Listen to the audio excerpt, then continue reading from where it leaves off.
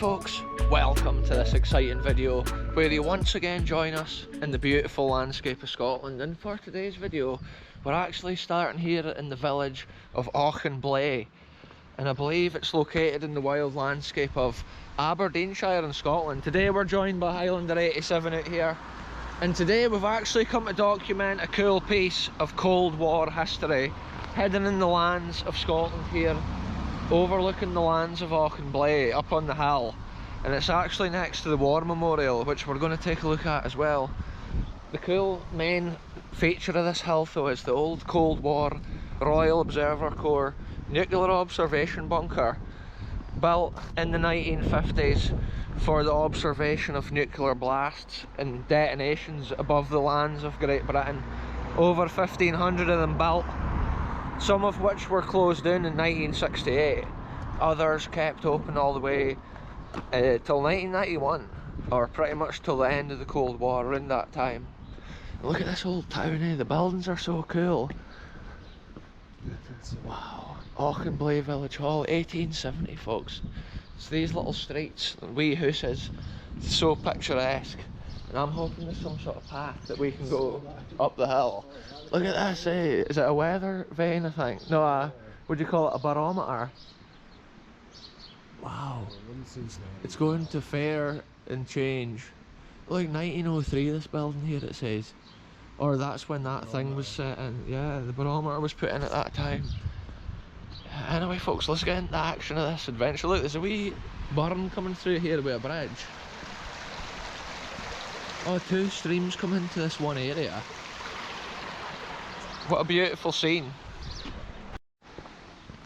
So we've come back along that main street of Auchenblae because we didn't actually see a path up the hill towards the memorial. So we're now coming back along past the street I parked at, and we're heading out this other country road. Look at this folks, we've just literally come past the first residence here, and we're guessing this must be the path leading its way up the hill. It is pretty wet and muddy on the ground because we've had a lot of rain this past week. But it is mad coming to these places. We've literally never been in these lands before exploring. Yeah, it's an unusual bitty there. Not sure what it's been. Yeah folks, it's always the realest adventures, and today it's Cold War history, and who would have known it? A little nuclear observation bunker hidden and forgotten within these lands. And it's cool, sometimes these are locked, which is good to like save the history from vandalism and stuff, but there's been some other ones on the channel we've managed to document thoroughly with internal fixtures and fittings as well. So it'll be cool today to see this one, see if we can get in, or at least document the surface features and see what's left. So look at this folks, here's the first interesting piece of history on this adventure. And it's the War Memorial that stands on the hill here, up on the hill behind the wee village of Auchenblae. And look, here's the names of the people who sadly lost their lives in World War II, I believe. Or is it the Great War?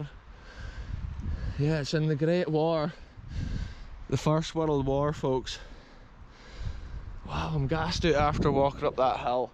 This is built on a prominent piece of land, and it is so cool to see it. All the different names.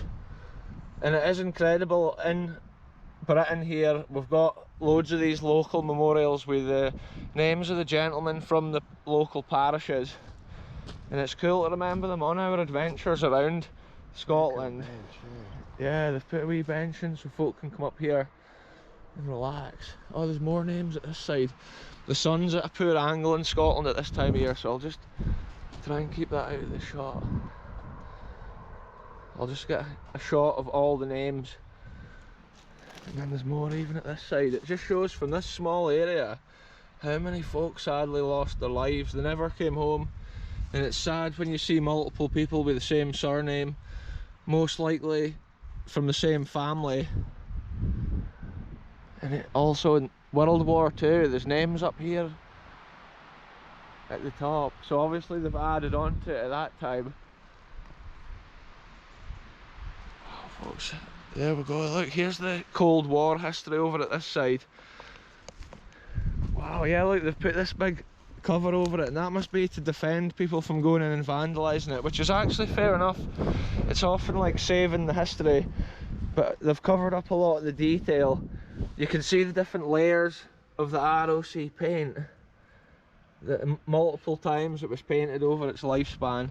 And on some of the bunkers we've actually found writing scored into the concrete, which was probably from the time of construction. Yeah, this looks like it's been a 1968 shutdown, judging from the fact it's got the wooden louvers on here.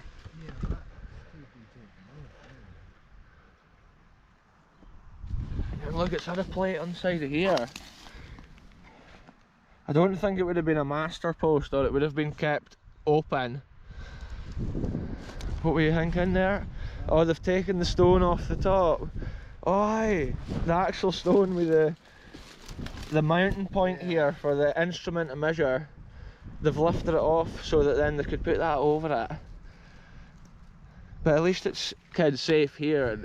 It would be super simple to put it back, but see the bother with that, the rain will be going straight in there and then running out the wall down at the lower level. And then yeah, this is where they put on the radiation detector. On that instrument to measure at that side, that was basically where they had, it was like a cylinder, a metal cylinder with 4 holes, and then if the blast was in the sky it would burn through the wee hole onto the paper, and they would get a reading of like the latitude and longitude of the blast, because most nuclear detonations would be an airburst and it would explode over the land at a high altitude or at a certain altitude, and they could figure that out with that there. And then this here would have been the radiation detector. They would have unscrewed this and then put their instrument and measure on. I think it was actually something that they fed up from underneath, like a big pole, and then there would have been a plastic funny looking shaped thing on the top of here. We'll have seen them at museums and stuff. And then here there should also be a pipe somewhere, and that was where lower down there was like a bomb power indicator that actually had a gauge, and it measured the barometric pressure of the blast, so they could actually monitor and log potentially the nuclear fallout, because they were also taking readings of like the wind and the weather and try to figure out every scenario.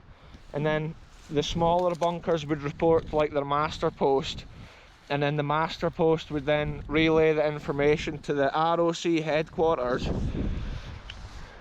And that is a super interesting piece of this history, and to see this and document another one, the Auchenblae ROC bunker, we had never seen it before on the channel, and it just shows you the sort of place they were constructed. Often the ROC people like that operated these bunkers lived in the nearby area, and they would have probably just walked up here for their shifts from the local village. And then to document the war memorial and remember the people from the British Army who sadly lost their lives, it is a sad thing. Yeah, it's cool to see this all in one place. You can see World War I history, World War II with the people that lost their lives, and then this, the Cold War history, which is in a similar location. It's such a vast time in human history, and it's crazy the technology moved on to such a thing of the atom bomb and nuclear detonations, the threat of that, the Cold War threat.